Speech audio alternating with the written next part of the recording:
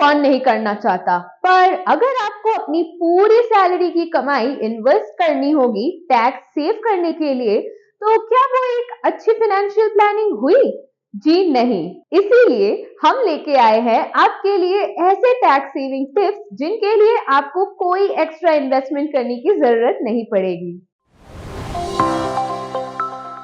नमस्ते, मैं हूं प्रार्थना क्लियर टैक्स से। टैक्स सेविंग इन्वेस्टमेंट में इन्वेस्ट करना कोई बुरी बात नहीं है। इनफैक्ट हमने एक वीडियो भी बनाई थी टैक्स सेविंग इन्वेस्टमेंट्स के ऊपर। आप वो भी इधर आई बटन पे क्लिक करके देख सकते हैं और नीचे डिस्क्रिप्शन बॉक्स में भी आपको उसका लिंक मिल जाएगा। सवाल ये उठता है कि हमारी सैलरी में से कुछ अमाउंट ऑटोमेटिकली इन्वेस्ट हो रहे हैं, कुछ खर्चे कर रहे हैं जिससे टैक्स रिबेट्स मिल सकते हैं, तो कोई एक्स्ट्रा इन्वेस्टमेंट्स करने की जरूरत ही नहीं पड़ती है। चलिए देखते हैं कि वो कौन से टैक्स डिडक्शंस हैं जो आपको टैक्स सेविंग्स में मदद कर सकती है। पहला है स्टैंडर्ड डिडक्शन। अगर आपको सैलरी मिलती है तो आपको ₹50,000 का फ्लैट डिडक्शन मिलता है, और तो और अभी ये दोनों रेजीम्स के तहत मिलते हैं। मान लीजिए आपकी सैलरी इनकम है ₹8 लाख, तो आपको ₹50,000 का डिडक्शन मिलता है, तो आपका केवल ₹7,50,000 पे ही टैक्स भरना होगा।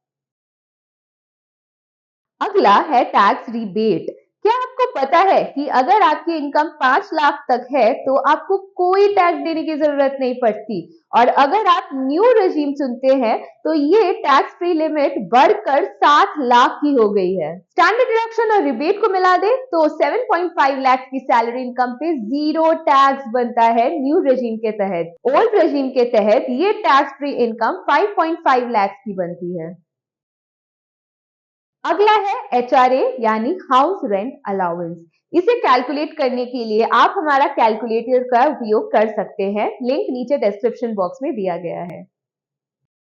अपनी सैलरी स्लिप या CTC से 12 महीने की बेसिक सैलरी अमाउंट एंटर कीजिए। अगर DNS अलाउंस है तो वो अमाउंट भी एंटर करें। उसी CTC स्ट्रक्चर में यदि HRA कंपोनेंट है तो वो भी यहाँ ऐड कर दे। फिर आप जितना ईयरली रेंट भरते हैं उस अमाउंट को यहाँ लिख लें। अगर आप इन चारों शहरों से हैं यानी दिल्ली, मुंबई, कोलकाता या चेन्नई, तो यस ऑप्शन पे क्लिक कीजिए। अगर किसी और शहर से है तो नो ऑप्शन पे क्लिक कीजिए। फिर अपनी ईमेल आईडी इनपुट करके कैलकुलेट बटन पे क्लिक कीजिए। यहाँ जो अमाउंट है इस एग्जाम्पल में ₹68,000, वो आपका एग्जेम्प्ट पोर्शन है, यानी इतना डिडक्शन आपको मिलेगा। अगर आप नॉन सैलरीड है या आपको HRA नहीं मिलता तो आपके रेंट पेमेंट पे आप 80GG में सिमिलर डिडक्शन ले सकते हैं। अगला टैक्स डिडक्शन है EPF का। हालांकि ये ATC के तहत आता है, पर आपको इसके लिए कोई इन्वेस्टमेंट की जरूरत नहीं पड़ेगी क्योंकि ये ऑटोमेटिकली कटता ही है। आपको सैलरी का 12% डिडक्शन मिलेगा। बेसिक प्लस DNS अलाउंस लेना है, आपको उसे 12% से मल्टीप्लाई करना है। अगर आपने मंथली सैलरी कंसिडर की है तो उसे 12 मंथ्स में कन्वर्ट कर ले। ये अमाउंट का आपको टैक्स डिडक्शन मिल जाता है बिना किसी एक्स्ट्रा इन्वेस्टमेंट के। अगला है ट्यूशन फीस। अगर आपके बच्चे हैं तो उनके ट्यूशन फीस कवर होती है ATC के अंदर। काफी लोगों को ये बात नहीं पता है। ये आपकी 1.5 लाख की ओवरऑल लिमिट में कवर होती है। हर टैक्स पेयर को बच्चों की फीस का डिडक्शन मिलता है। अगर आप और आपके स्पाउस दोनों ही अर्निंग्स करते हैं तो आप 4 बच्चों का फीस क्लेम कर सकते हैं। बहुत लोगों को इस डिडक्शन का आइडिया नहीं होता है। अगर आप घर खरीदते हैं किसी फाइनेंशियल ईयर में, तो उस फाइनेंशियल ईयर में आप ये डिडक्शन क्लेम कर सकते हैं। ये फिर से ATC का डिडक्शन है। मान लीजिए आपका टोटल कॉस्ट पड़ा ₹50 लाख, और stamp duty and registration charges जो है आज की डेट में कुछ 5%, तो 50 लाख का 5% बनता है ₹2.5 लाख। ओवरऑल लिमिट ATC की 1.5 लाख ही है, तो आप पूरा 1.5 लाख का रिडक्शन यूज कर सकते हैं। अगर इस घर को खरीदने में आप एक लोन लेते हैं तो आपको होम लोन का डिडक्शन मिलेगा। लोन के प्रिंसिपल अमाउंट पे आपको एटीसी के तहत डिडक्शन मिलता है और इंटरेस्ट का सेक्शन 24B में।